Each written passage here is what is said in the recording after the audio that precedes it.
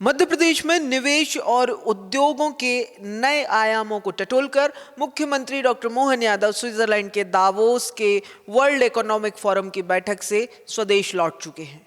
मुख्यमंत्री की दावोस यात्रा प्रदेश के व्यावसायिक भविष्य को लेकर कई मायनों में अहम साबित हुई।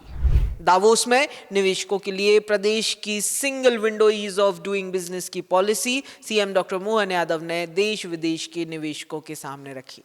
सीएम की इस दावोस यात्रा का प्रदेश के लिए हासिल ये है कि वर्ल्ड इकोनॉमिक फोरम में कई देश विदेश की कंपनियों और निवेशकों के साथ बैठकें हुई जो सीधे मध्य प्रदेश की औद्योगिक प्रगति पर सकारात्मक असर डालेंगी। इस दौरान मध्य प्रदेश के सोलर एनर्जी, आईटी, टूरिज्म सहित सभी सेक्टर्स में विकास की संभावनाओं पर चर्चा हुई और सीएम ने निवेशकों के बीच इन सभी सेक्टर्स में प्रदेश की उपलब्धियां भी गिनवाई।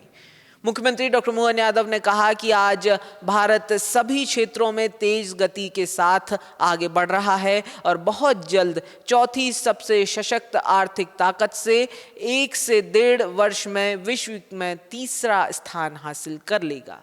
बदलाव के इस दौर में मध्य प्रदेश में सोलर एनर्जी, आईटी, टूरिज्म सहित सभी सेक्टर्स में विकास की अपार संभावनाएं हैं। सीएम ने बताया कि मध्य प्रदेश नवकरणीय ऊर्जा के क्षेत्र में देश का पावर हब बन चुका है। प्रदेश में पंप स्टोरेज, सोलर एनर्जी और विंड एनर्जी उत्पादन को बढ़ावा दिया जा रहा है। इसके अलावा सीएम ने निवेशकों को बताया कि ओमकारेश्वर में बांध के पानी पर सोलर प्लेट बिछाकर बिजली उत्पादन किया जा रहा है। राज्य में सोलर के जरिए 32 लाख किसानों को बिजली के मामले में आत्मनिर्भर बनाया जा रहा है। सीएम ने बताया कि देश में रिन्यूएबल एनर्जी के जरिए उत्पादित सबसे सस्ती बिजली मध्य प्रदेश उपलब्ध करवा रहा है। यशस्वी प्रधानमंत्री के नेतृत्व में सच में भारत ने 360 में एकदम बदलाव आया है। हर क्षेत्र में कोई क्षेत्र छूटा नहीं और इसमें खास करके आज के समय में रिन्यूएबल एनर्जी की जो अगर बात करता हूं तो दावोस के इस प्रतिष्ठित मंच पर खास करके मैं मान के चलता हूं कि नवकरणीय ऊर्जा की दृष्टि से ऊर्जा सुरक्षा, जलवायु उत्तरदायित्व, वैश्विक स्थिरता, ऐसे कई कारण से नए दौर के समय में एआई के जमाने में और कई कारण से बिजली की खपत तो बहुत बढ़ रही है, लेकिन फिर भी जितनी रिन्यूएबल एनर्जी की महत्ता है, सच में माननीय मंत्री जी के और माननीय प्रधानमंत्री जी के आशीर्वाद से मध्य प्रदेश का भौगोलिक एरिया बहुत बड़ा है, लेकिन कई कारण से उसकी अनुकूलता भी है जिसका लाभ हम उठा रहे हैं। दावोस में वहीं स्विट्जरलैंड संसद की नेशनल काउंसिल के सदस्य सैमुअल गगर से भी सीएम ने मुलाकात की।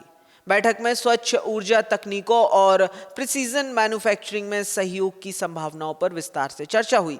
औद्योगिक ऑटोमेशन और स्थिरता के क्षेत्रों में स्विस विशेषज्ञता का लाभ लेकर मध्य प्रदेश की औद्योगिक क्षमताओं को और मजबूत करने पर इस दौरान सहमति बनी। वहीं सैंडोज की स्मॉल मॉलिक्यूल्स एवं एंटी इन्फेक्टिव्स ऑपरेशंस के ग्लोबल हेड कार्लो गर्गियोलो ने फार्मा सेक्टर में मध्य प्रदेश के साथ आगे सहभागिता को लेकर सकारात्मक रुख दिखाया। वहीं प्रदेश में एआई सेक्टर को प्रोत्साहित करने के लिए ग्लोबल एआई जाइंट एनवीडिया के प्रतिनिधिमंडल ने सकारात्मक रुख दिखाया। तो प्रदेश को ग्लोबल स्पोर्ट्स हब बनाने की मंशा के साथ सीएम मोहन यादव ने मैनचेस्टर यूनाइटेड के निदेशकों से भी चर्चा की। तो प्रदेश में पहले से ही बढ़ते टूरिज्म सेक्टर को और भी आगे बढ़ाने और निवेश की संभावनाओं को और भी टटोला।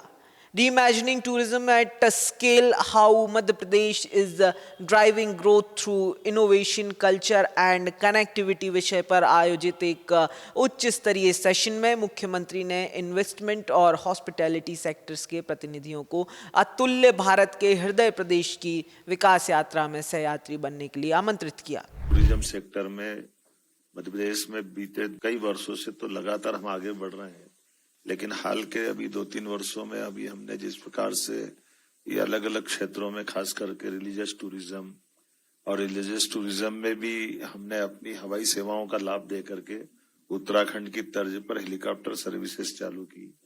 टूरिज्म के अंदर बीजीएफ दे करके हवाई सेवाओं से जहां हमारे हवाई पट्टी है, एयरपोर्ट है, वहां से उसका लाभ दे करके भी आगे बढ़ने का प्रयास किया है।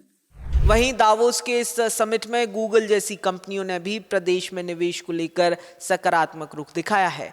तो लॉजिस्टिक्स इंफ्रास्ट्रक्चर में यूएई की डीपी वर्ल्ड और मध्य प्रदेश सरकार के बीच एमओयू साइन हुआ है। इसके अलावा एवरस्टोन समूह ने मध्य प्रदेश में ईवी और खाद्य प्रसंस्करण में निवेश की रुचि दिखाई।